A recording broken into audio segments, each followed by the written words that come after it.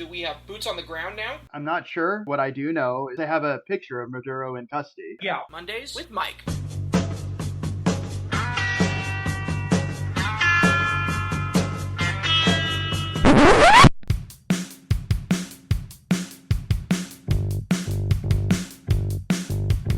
Mondays with Mike.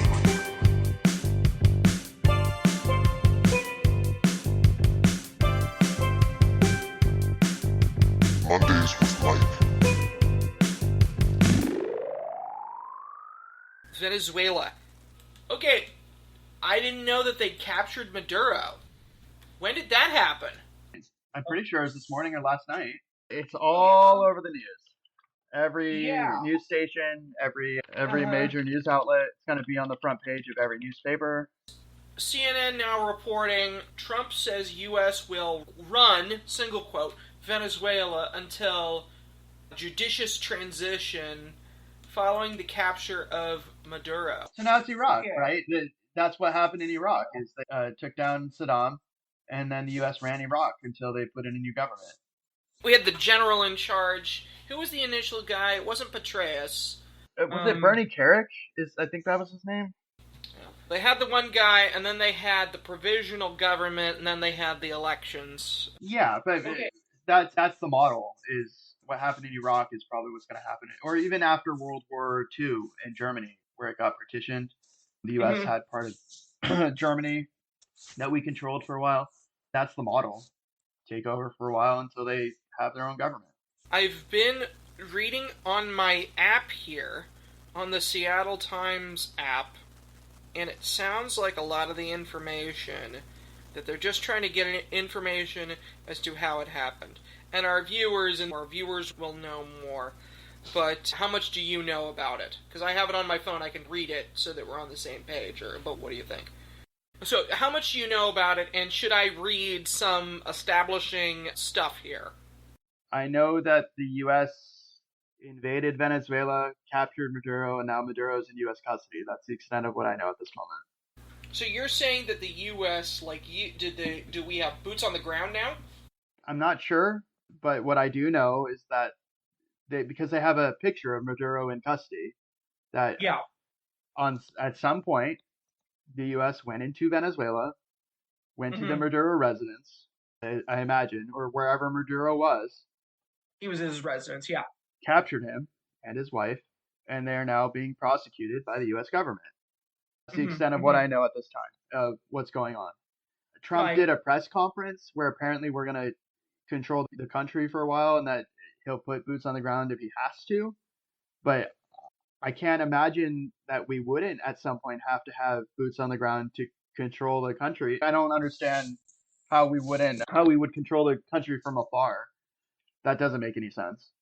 Yeah, we're not gonna control the country from afar. That wouldn't make sense. So we're gonna occupy it, I think. That's pretty much what's gonna happen, it looks like. That would seem to be, based on what he's saying, what would happen here. Here's just like 3 paragraphs about it. According to the Associated Press, January 3rd, 2026, 8:34 a.m. Pacific, after months of growing military pressure on Venezuelan President Nicolas Maduro, President Donald Trump ordered a brazen operation into the South American country to capture its leader and whisk him to the U.S., where his administration planned to put him on trial. In a Saturday morning interview on Fox and Friends Weekend, Trump laid out the details of the overnight strike, after which he said Maduro and his wife were flown by helicopter to a U.S. warship. Later Saturday, Trump and other officials gave more details during a news conference from his Florida residence. Then it's like Trump says that Maduro's residence was like a fortress and that he had a safe room, but that he failed to get into the safe room. Then it talks about how they prepared for it for months. Then Trump said about how he turned off almost all of the lights in Caracas. And then, but in that paragraph it says, or in that section it has a paragraph, Venezuela's Vice President Dulce Rodriguez, who under law takes power, said some Venezuelan citizens and members of the military were killed. next section is Trump said a couple of guys injured. So it would seem, this is not certain, but it would seem that if their vice president is going to take power, that their government is still there. So if he says we're going to run the country, at this point, reading this, like you and I, have no way of knowing whether that is standard bluster or whether, in fact, there's troops there now, or maybe we have some deal with the vice president. I don't have any clue. Right now, so it goes to show how when there's a lot of bluster, you don't necessarily know what statements you can take at face value. I'm going to research this more, but let's look at the show notes and see, because the show notes said, are we on the road to a war with Venezuela? And yes, we can say that now, yes. Is it time to man the picket lines? I was talking like, hold up a sign. It's too late, right? We're already there. The war has begun. You don't capture the leader of a country and not start what is essentially a war. And let me put it in quotation marks for the vice president of Venezuela being in control, because if the U.S. does show up and occupy militarily Venezuela, the U.S. is the one in control. Unless the Venezuelan military fights back. Which, I mean, they could. We don't know what that situation is there, but let's just say the situation is tenuous at best for the Venezuelan vice president actually being the one in power in Venezuela right now. Because if the U.S. can go in and capture Maduro and wife and put them in custody, Venezuela as a country didn't do an awfully good job of actually safeguarding their leadership. Yeah, this is all developing here. So we've answered the first two bullet points. So the remaining bullet point is, are we looking at a Western Hemisphere quagmire? And by quagmire, I'm referring, just for our viewers, I'm referring to like the protracted things that we saw in Afghanistan and Iraq. Yes. The reason it's a quagmire is that it's going to be anarchy. If you don't have a stable government in place for somewhere like Venezuela, where their economy is in flux, they've got all sorts of different factions fighting it out, they've got gangs. There's millions of people that live in Venezuela, right? 30 million some odd people. And it's going to look more like Somalia or a failed state than it's going to look like a stable country, right? Because if you don't have stable, effective leadership actually governing the country, I'm skeptical that the U.S. is going to stabilize Venezuela. I don't know. I'm willing to be surprised that the U.S. somehow manages to actually succeed at occupying a country. The track record isn't good, right? I guess you could say that the occupation of and reconstruction of Germany after World War II was more effective than not, in the sense that there is a country that is Germany now that wasn't destroyed, right? And break out into another war. So you could say that was a success story. But I don't know. I'm scared. I guess Iraq is stable-ish, right? Like it's stable enough compared to, say, Afghanistan. Afghanistan was a complete failure, right? The Taliban took control back, and now they're instituting very extreme, religious absolutism on everyone in the country. That was a total failure. And with Afghanistan, that could have been predicted because the British failed, the Russians failed, and then, in like manner, so did we. And then, if you say that Iraq is relatively stable now, compared to when they had ISIS over there, where they had a caliphate rising, a lot more stable than that. Yeah, in the last decade, there was a time where ISIS got pretty far. They cut up a huge part of Syria, a huge part of Iraq. They had their own little quasi-country, and then they got stopped for the most part. So, at least in that sense, Iraq is more stable than it was, but it took some time and growing pains. They had to figure it out. But for Venezuela, this is just so sudden, right? That it just happened. And the issues I see going forward for Venezuela is that if they don't have a stable government put in place, the U.S. is going to be stuck in a huge mess, because it's going to take a lot of resources if we really want to actually control the country. It's going to take boots on the ground. It's going to take a lot of weapons. It's going to take a lot of money. You don't just do what happened and go away.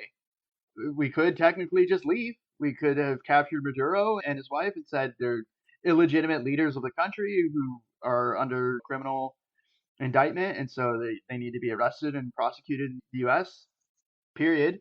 Do that, and then allow Venezuela to form its own government. We could do that. Do I think that's going to happen? Not a chance, right? There's no way that the U.S. leaves after doing that. We're going to figure out some way to help bring in a government that's to our liking, put it that way, that we think will lead the country to be more stable. This all developed very suddenly, and not with the... What I'm saying is suddenly compared to, say, Iraq, where they brought it before the Security Council, there was that stuff, there were months of back and forth. Okay, so I'll say the difference. In Iraq, they tried for a veneer of legitimacy before engaging in the war of aggression, because the things that they were claiming were there weren't, the WMDs, the invasion of Iraq. And what happened there, because the pretext for war, as far as I can tell from the public record, just wasn't there. They said there was a massive buildup of WMDs, it posed a threat, all that stuff. No. If you ever watch the movie Green Zone, or you watch the movie Shock and Awe, or you watch even Fair Game, Ambassador Wilson, when he investigated the evidence that they were presenting, when Colin Powell went in front of the UN and said, we've got all this evidence, and then they actually looked at the evidence, and it wasn't exactly real. Let me specify that they were claiming things about some of the evidence that wasn't necessarily true, or that was exaggerated, like the uranium and some of the other stuff. But at least in that, they had an attempt, right, to have a veneer of legitimacy. They went to the UN Security Council. They tried to actually get a resolution passed. They tried to they went through Congress, right? The Congress actually voted on it, and it gave the authorization for the use of military force. There was a vote. Here, Congress, if you listen to Congress, they weren't even notified, right? Before the strike happened. What's that? Congress wasn't even told until after the fact. That is a huge difference compared to the past administrations. Past administrations, they at least tell them. But here we are. I guess Congress is toothless right now. They don't have any power. The build-up to it, from my perspective, seemed like, oh, September 2nd, they strike a boat. Oh, they're striking more boats. Oh, now they struck a boat twice. Oh, look, they now... What was the next? They now captured an oil tanker. I suspected something like this was going to happen when they started capturing the oil tankers. Because once you start going after the lifeblood of a country's economy, that's the sign that invasion's imminent, is once they started seizing stuff. Because that meant that we didn't view them as a threat anymore. That we viewed the opportunity to invade the country as a real possibility. Part of the reason that you don't take the oil from big countries is because those countries will retaliate. But for whatever reason, there was the assessment made, at least I'm fairly certain there had to have been an assessment made, that Venezuela doesn't actually pose any real risk to U.S. assets or military to the degree that we were afraid of them retaliating effectively. Could they have retaliated? Maybe. But did they? Not particularly, as far as I can tell. They didn't do anything. Okay. I will say this for the ships. Those ships were under sanction, right? So they actually had a legitimate argument to be made that those ships could have been seized.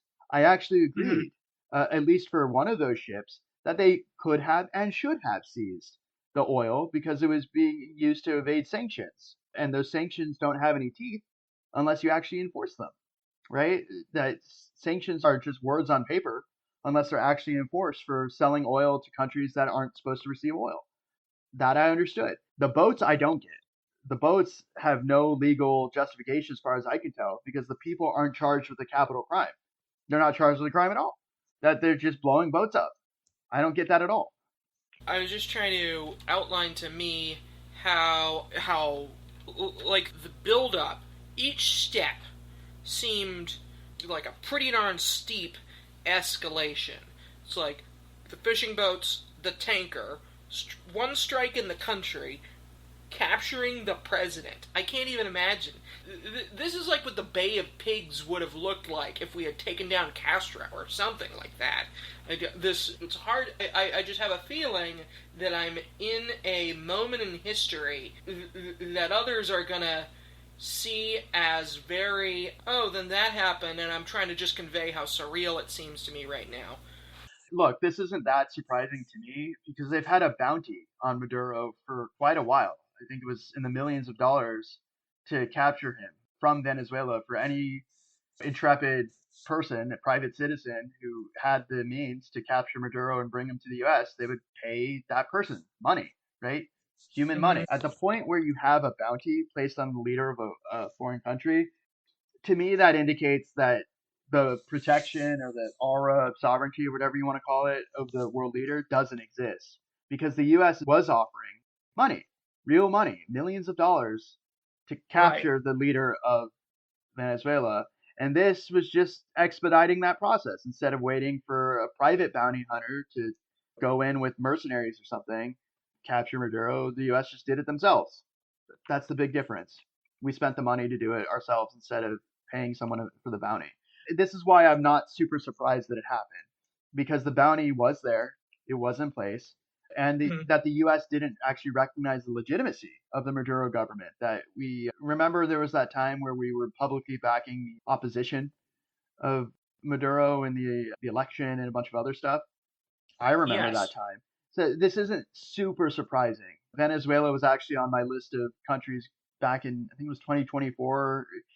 Venezuela was on the list of countries that I thought were going to be attacked next by the US. It's got the largest reserves of oil in the world.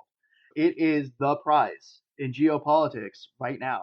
So long as the war machine depends on oil to run, and it does, the war machine always depends on oil to operate. We need just exorbitant amounts of oil every day to run everything, the ships and the boats and the planes. And the US does not have enough oil on any given day in the oil reserves for a protracted war, right? We would need to get it from somewhere. If, say, World War III happened tomorrow, I'm skeptical that we have enough oil to make it through the duration of the war on that scale without having a stable source of it. Venezuela is that source. It's one of them. There's a handful. So Nigeria, why did we bomb Nigeria? Nigeria also has oil, right? So if you look at the world in a lens of just oil, of like, where is the oil? Who has it? Who's the friends of the US? Saudi Arabia has an awful lot of oil, and we're friends with Saudi Arabia. Venezuela has an awful lot of oil. We're not friends with Venezuela. So the US invades Venezuela and removes the leader of Venezuela. So now the situation is more advantageous in theory for the US in the long run.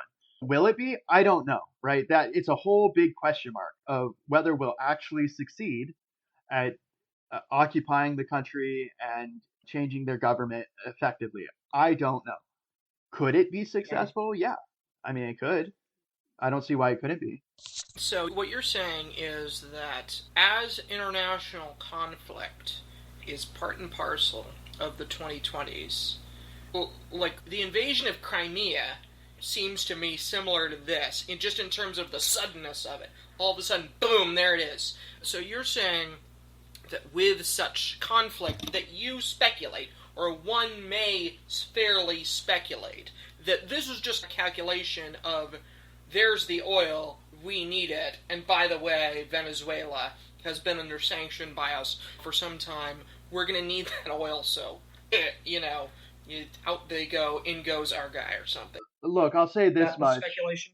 Yeah, that is, but I'll say this much. The UN Security Council is effectively toothless right now because now 2 permanent members of the UN Security Council have effectively engaged in what it can be charitably called aggression, that they've invaded another country and taken something from that country. So Russia took Crimea and... Or at the very least raided, in our case. At the very least.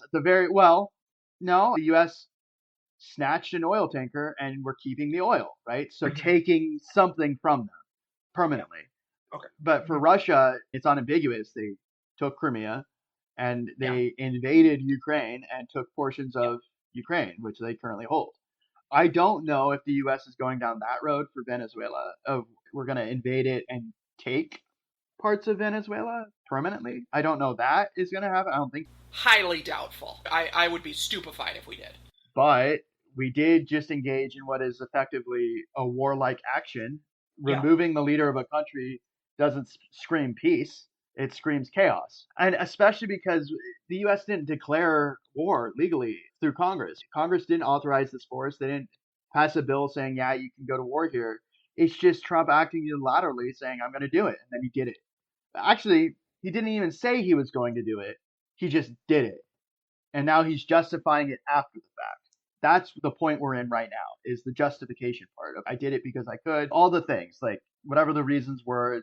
I think they charged him with 4 crimes. One was like machine guns, drug trafficking. There's a list of the crimes they prosecuted him with. We are in definitely a strange moment in U.S. history because I'm trying to think of the last time something like this happened to this Panama, when the U.S. went in and attacked Panama. Maybe no, Iraq probably is the last time that the U.S. went in and deposed a leader, right, of a country when we took out Saddam. There was more to that too, because it was like country versus country fighting for Yes. a little bit. Yes, and it was a really long war, right? We're talking what, 18 years, 20 years? And it was right. The operation to take down the government, like 6 weeks, but to establish a peace, not so good at that. And that was a very long war. But that was also a little bit different, right? Because it was a declaration of war. The president had the authorized use of military force to the AUMF after 9/11. Like there were a whole bunch of elements of that war that at least had the veneer of legitimacy, that at least looked like they went through the procedural motions, the process of making it a real war. This doesn't have that. And so that's where I'm really, maybe not confused. Let's put it this way. I'm disappointed that Congress isn't actually exercising their role as a check on the government by saying, look, you needed to seek permission from us to actually do this. We needed to pass an AUMF, or we needed to pass an actual war bill or resolution. This shouldn't have happened absent that. Will Trump be impeached for this? Probably not. If the Democrats get the majority, maybe. They might. I'd just throw it on the pile of things that they might impeach him for. There's a handful of things right now that I think Trump could be impeached for. This is one of them. Another controversial take for me this morning. I think there's a degree of the average voter sees the headline and they don't see all the details. If they had the votes, if it was found that there was like egregious violation of the law and they knew they had the votes to remove, then that's one thing. I think if it was a down party lines impeachment, I really want to distance this from something like January 6th. You got to do something about that. But if it's this side says this, that side says that, and at the end of the day, he's still in office, I think that doing that too much might weaken Congress's power. But we should ensure that things are investigated and that violations of the law don't go unanswered, of course. There has to be a line somewhere.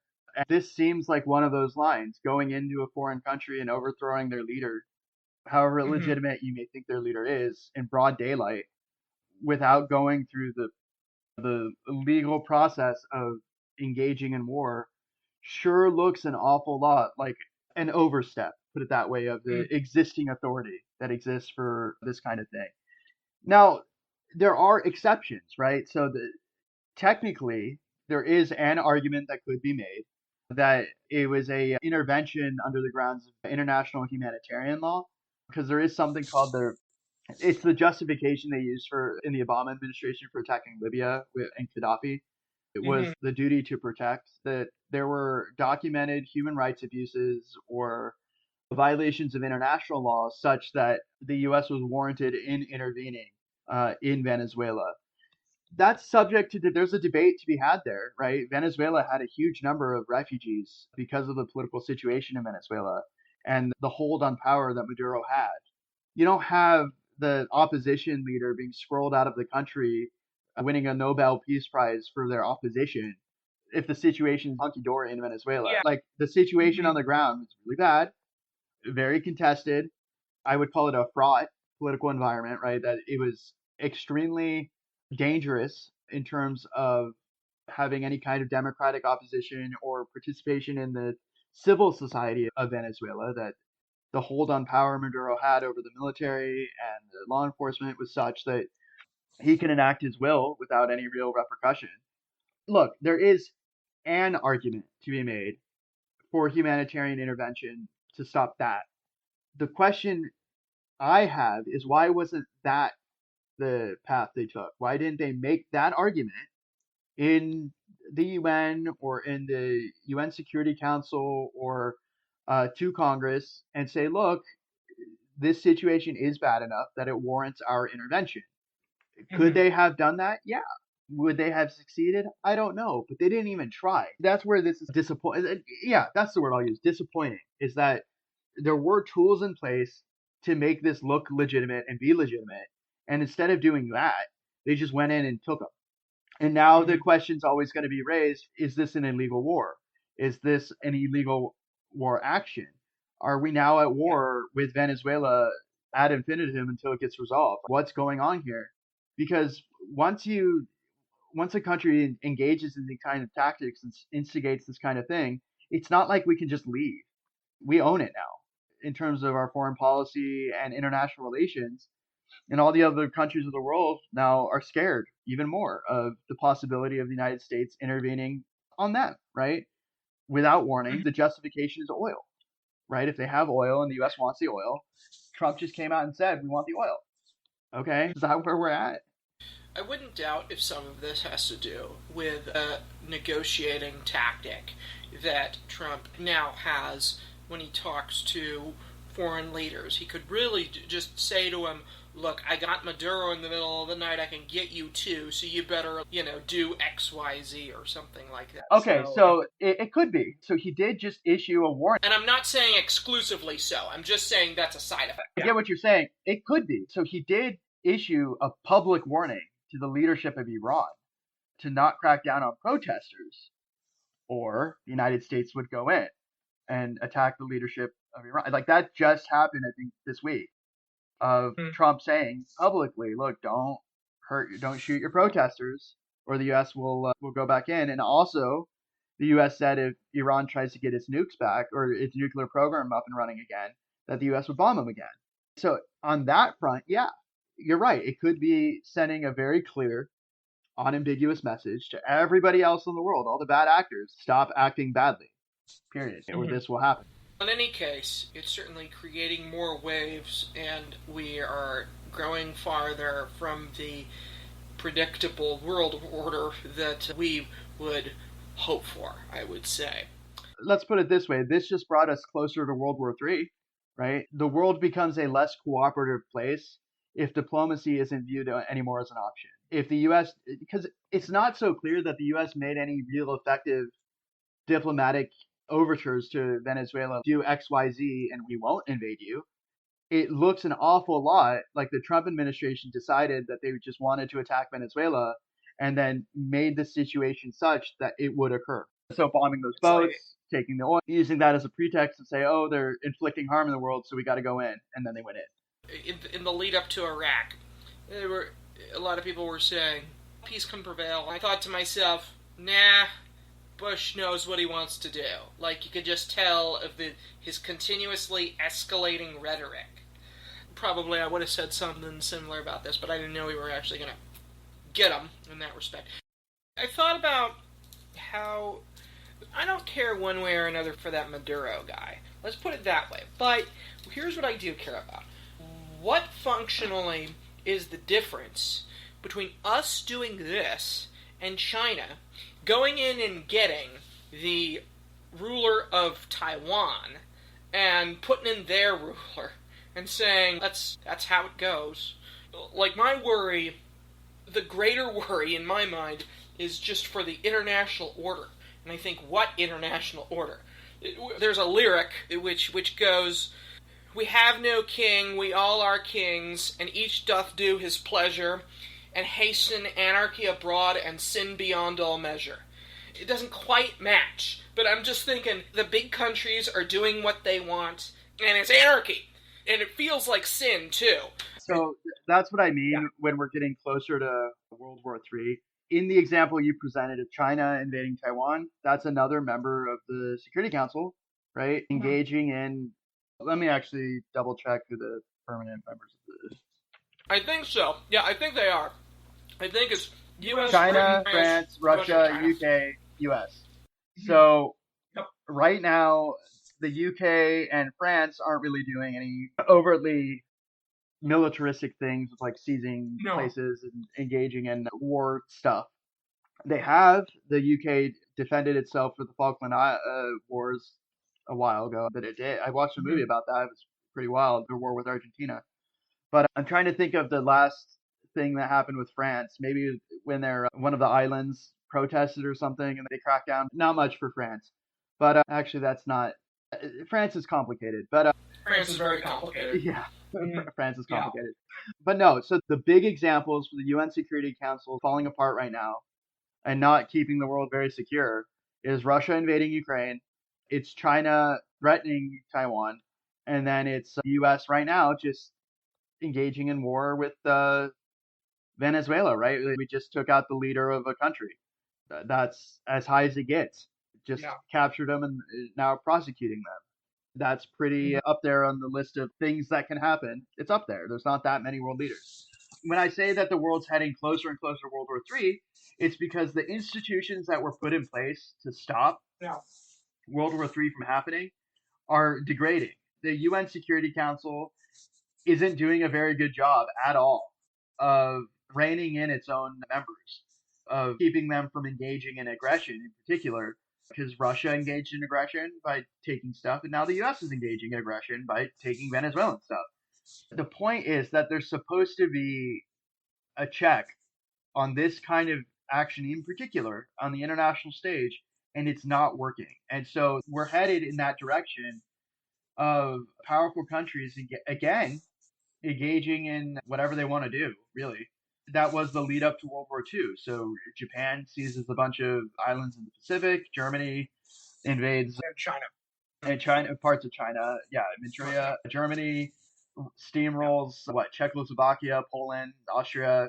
Goes right into France. You know how World War II worked, where it started for World War II with Germany of the Sudetenland, of just taking part of another country and saying it's ours now again, that they gave up in the Treaty of Versailles. If that's where we're headed, who knows what this next decade's going to hold. It looks an awful lot like, if they don't turn down the temperature and the rhetoric, that we're headed into a clash of titanic proportions. Who the clash is going to be between is a big question right now. Obviously, it's going to be the nuclear powers fighting each other, and they're not going to use nukes. If they use nukes, that's the end, right? The fan here is, it's going to hit it. And we're going to be everybody is going to be affected by the nuclear fallout and the radiation. We don't want that. Look, government or countries are fragile. This seems like a weird thing to say, but it's an edifice, right? That day by day you build up like a wall against totalitarianism and absolutism and extremism through the way that democracy unfolds, right? The legislature and passing bills and passing legislation and the rule of law being followed and all that. And if you take away brick by brick all the things that hold up the system, the wall, as it were, against anarchy and chaos, then what's going to happen is a flood, right? It's a dam against fascism and extremism and complete madness. And right now, the wall is breaking in the US. The fact that they're not following the law on the Epstein file release, for example, or they're not holding people accountable for what appears to be flagrant corruption, that's setting the stage for who knows, right, where we're headed. But it just doesn't look peaceful. That's the word. It doesn't look like it's going to be pleasant. It is not smooth sailing ahead, put it that way. We're facing choppy waters. Facing choppy waters in 2026. Yes, there it is. We talk about it's going to be a rocky ride or whatever, roller coaster of emotions for 2020. It's going to be a bumpy ride. There you go. For 2025. Here we are. Here we are in 2026, and it's going to be an even bumpier ride, right? Choppy waters. Choppy waters. Now we're riding that tidal wave all the way to the Rockies, the ocean. Yeah, and I'm not even going to get into what 2027 rhymes with. So... Okay, I'll think about it. No, don't think too much about it. Yeah, and for things like that, again, it's kind of like me saying, I don't give a hoot about Maduro himself, but the principle is what's important. Like, the cases are important, but the disregard for the second-order consequences that seems to be occurring is enough to really increase the blood pressure and cause one to take to the airwaves, as we have. Not to be cavalier about the individual cases, because they do matter. What matters more is that we don't find ourselves in an effing Fallout series. That's really what matters most of all, by minding our principles. And it's all we can do. It's all we can do, is our best. Look, ostensibly a country is meant to keep its people safe, right? Yeah. I don't care all that much for Maduro either. I think he was engaged in criminality and all sorts of nefarious stuff. And that the election didn't look too great in terms of how he held on to power.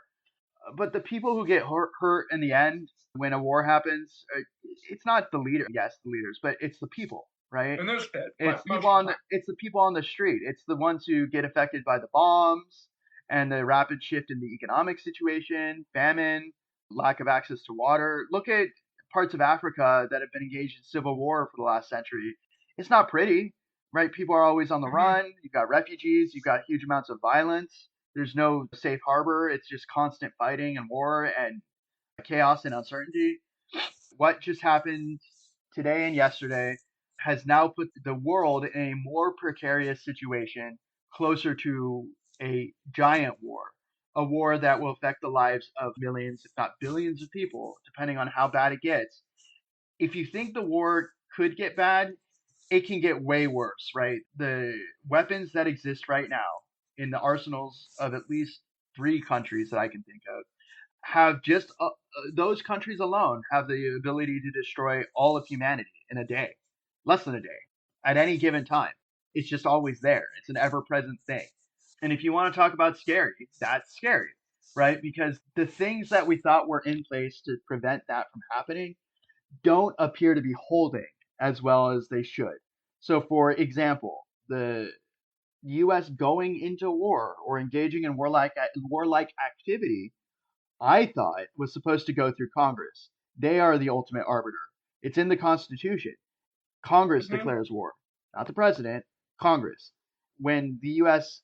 bombs Iran, when the U.S. bombs a bunch of other places, bombs these boats, deposes the leader of Venezuela, at no point in that process have I seen Congress pass any kind of legislation saying we are at war with Iran, we are at war with Venezuela, we are at war with people in boats in the Caribbean. We're at war with the Corsairs. No. Okay, so that's actually probably the best example. That's actually the first example in U.S. history of a president engaging in a hidden war. If you read the book The Pirate Coast, about when the U.S. sent a group of soldiers to rescue captured sailors from the Barbary pirates, technically, the Barbary pirates captured and enslaved a whole bunch of U.S. sailors. Because if you read the story, it's crazy. The ship ran aground on a reef, and the pirates were like, free stuff. They're right in front of us. Bad call. Yeah. Oopsie daisy. Yeah. That was a bad idea, dudes. And so they captured all these sailors and gave them a choice: convert to Islam and you can work and be free, or be our prisoners. That's what happened. So the U.S. sent a bunch of Marines and a private force to effectively engage war with the Barbary pirates in secret. They marshaled a bunch of resources. They trekked across the desert. They engaged in a bunch of fights. They took over a city.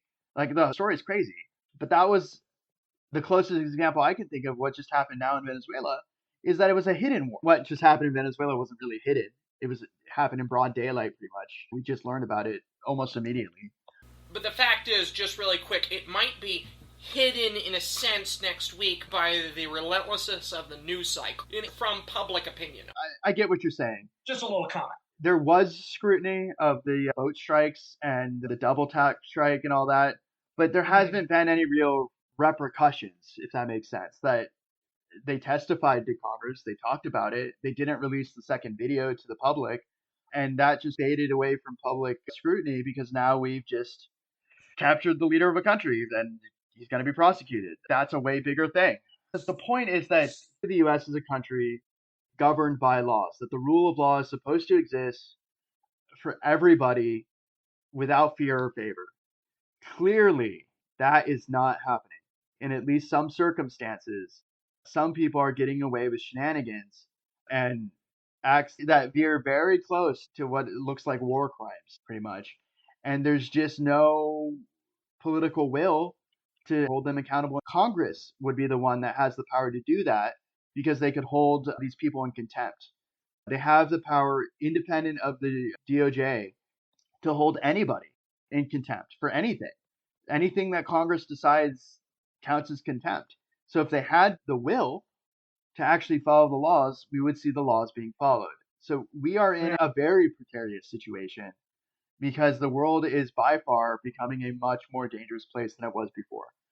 What do I mean by that? If the US engages without any legal pretext, really, and gets away with it, then all the other countries of the world say, if the US can do it, why can't we?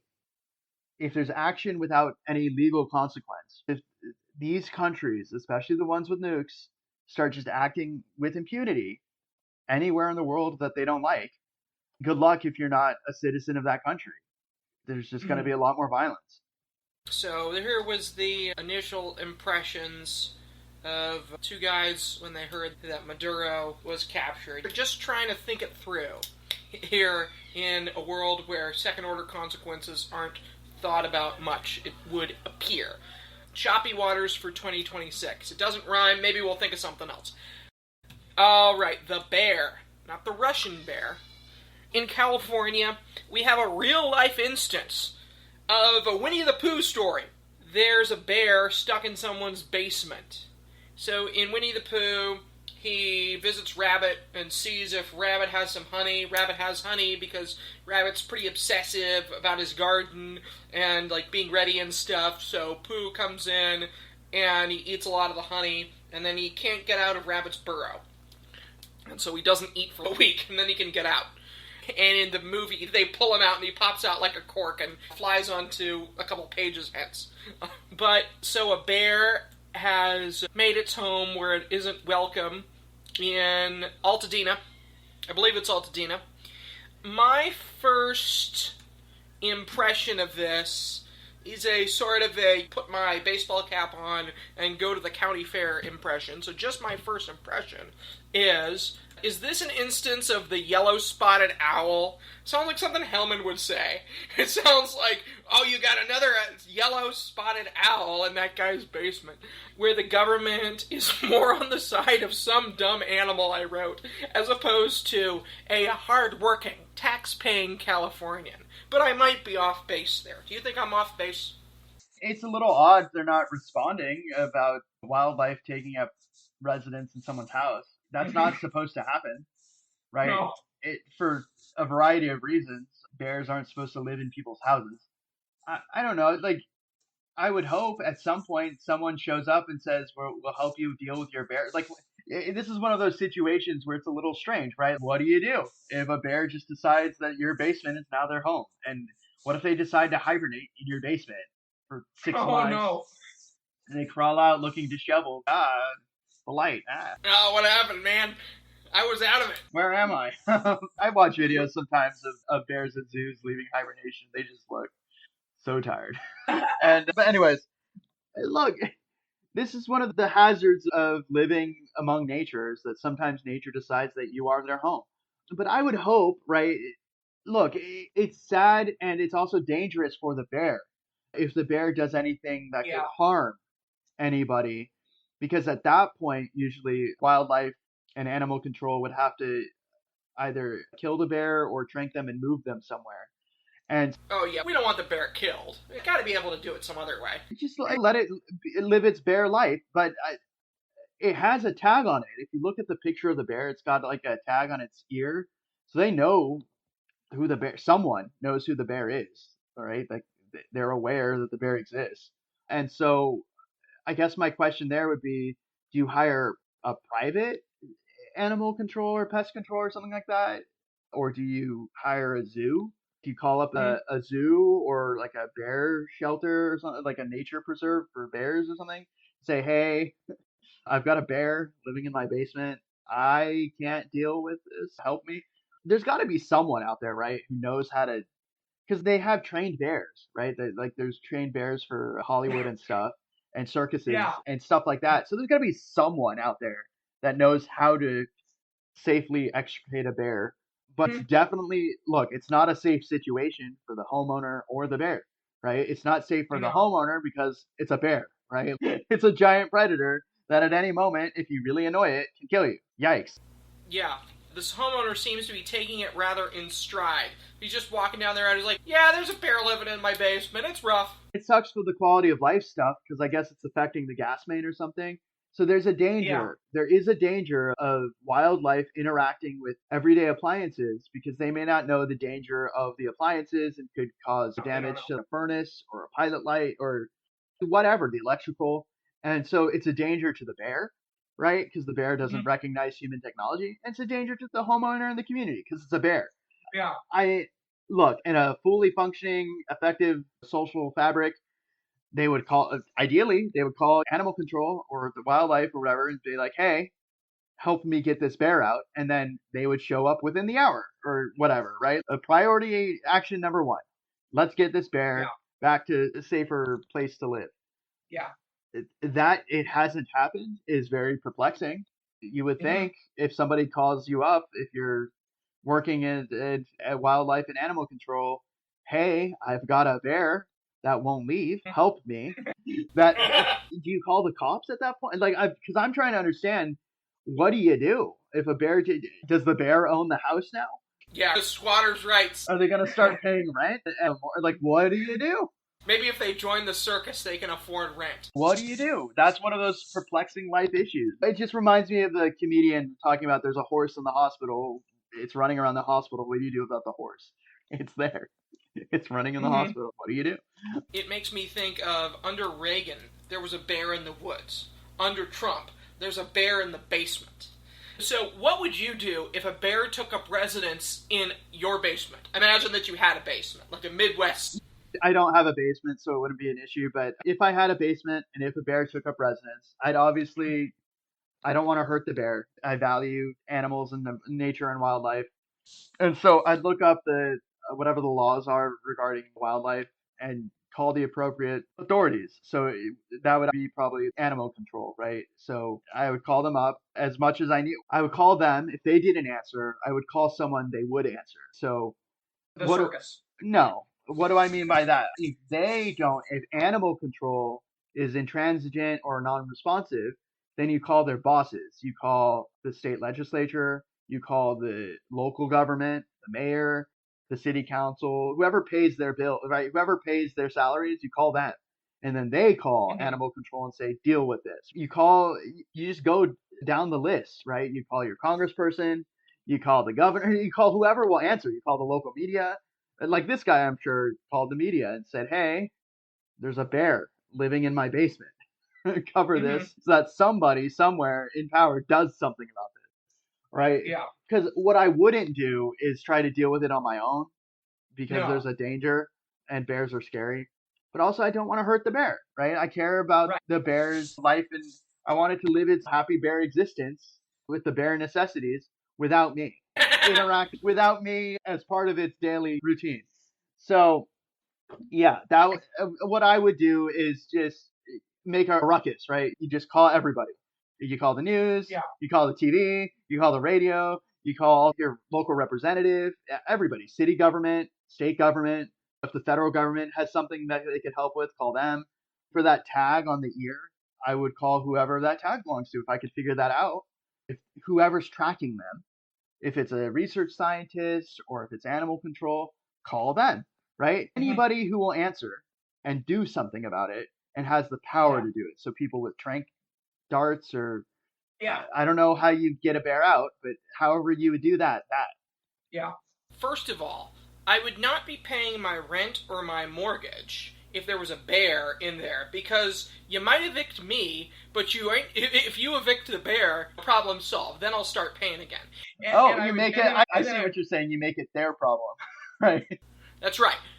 Yeah, and then I would hire a lawyer who essentially, look, my client can't live in his house. His family can't live in his house. Do something about it now. And you need to do something about it yesterday, because he's not removing the bear. Yeah, it's like if an alligator went into your house or something. No, I was reading in the newspaper that rats crawl up through the pipes into people's toilets. So you need to Oh, look. jeez. Yeah, you need to look in the toilet these days to make sure there's not a rat crawling up into the house through the toilet. So it's like, whoa, that's how you get the spread of the plague. Yeah. What's his face? I'll put in the name here. Patrick Henry Said, I smell a rat. And 250 years later, they're in the toilets. They didn't even have toilets back then, but you invented the toilet, and now the rat crawls up through it. Mondays? With Mike. With Mike.